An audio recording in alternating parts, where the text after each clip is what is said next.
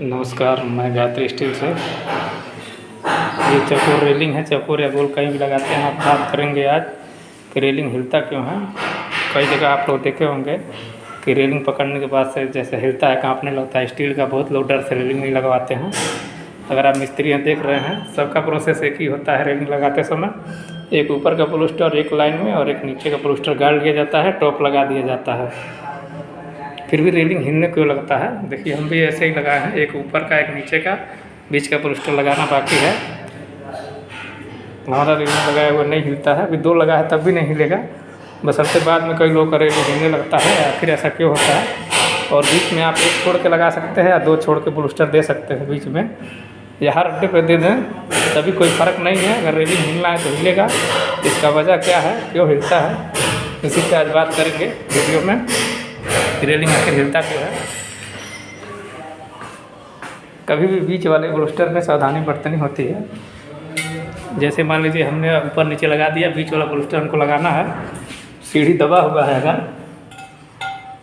मान लीजिए ये प्लास्टर 34 इंच का है, हमारे पास रेडीमेड 34 इंच का ऊपर सीढ़ी दबा है। यहाँ बीच में हम बराबर होल कर दिए, ऊपर नीचे का 2.5 इंच की है, इसको भी 2.5 इंच होल कर दिए हम। फिर प्लास्टर लगाने जाएंगे, ये प्लास्टर छोटा पड़ेगा आपका। यहाँ पे लगा के दिखाते हैं प्लास्टर आपको। ये प्लास्टर है, जब बीच वाला हम लोग डालते हैं, ये अगर यहीं तक आ रहा है लेवल करने में, सीधा तो जाहिर सी बात है, सीधा तो रखना ही है।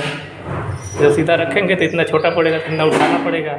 जब उठाएंगे तो ये ज़मीन से जो टच है, नीचे जो ज़मीन है उससे अपना वो खो देगा, मजबूती खो देगा, ये हवा में रह जाएगा। फिर अगर हर अड्डे पे आप प्लास्टर दे रहे हैं, हवा में रह जा रहा है, तो उसका कोई मतलब नहीं है। सिर्फ वो प्लास्टर देखने के लिए होगा, प्लास्टर सिर्फ देखने भर कर रह जाएगा। तो बीच वाला प्लास्टर कभी भी सीधा देखिए, और आधा इंच इसको कम होल मारिए पहले, उसके बाद घुसाइए, तब जाके प्लास्टर को आप घुसाइए और फिर लेवल कीजिए। लेवल करने पे तब बराबर आता है, तब आप प्लास्टर डालिए ताकि ज़मीन में पकड़ा रहे। ये तो हो गई गोल की बात। चौकोर वाले में क्या होता है, चौकोर प्लास्टर में हम लंबा ले लिए हैं, तो लंबा लेने से कोई मतलब नहीं है। ये तो लंबा है, हम काट के इसको लेवल कर लेंगे, लेकिन ये बराबर हो जाएगा। लेकिन अगर हम होल 2.5 इंच कर रहे हैं, तो इसको कम से कम 3.25 इंच निकालिए, ताकि ये ज़मीन पकड़ा रहे। ये जो है, ये ज़मीन में घुसने के बाद ये चादर नहीं छटना चाहिए ज़मीन पे, ये थोड़ा सा गैप रहे, तब जाके मजबूत होगा। अगर आप ये गुल्ली 2.5 इंच निकाले हैं और होल 3.25 इंच कर दिए, तो चौकोर वाला हिस्सा जाके ज़मीन पे टकरा जाएगा। चौकोर वाला हिस्सा क्या होगा, जाके ज़मीन पे टकरा जाएगा, और गुल्ली ज़मीन के अंदर तक नहीं पहुंचेगा, सीढ़ी तक, तो भी मजबूत नहीं होगा। इसी चीज़ का ध्यान रखना है कि ये जो भी प्लास्टर आप लगा रहे हैं वो ज़मीन पकड़ा रहा, चाहे 1 अड्डा छोड़ के हो या 2 अड्डा छोड़ के हो, दोनों तरफ से होता है। तो आपका रेलिंग कभी नहीं हिलेगा।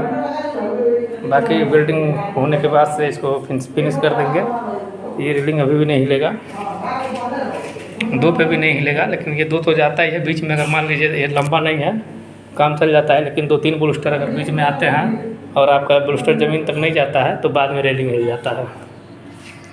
तो जानकारी कैसी लगी दोस्तों? अच्छा लगा हो तो वीडियो को शेयर करें, लाइक करें और कमेंट करें।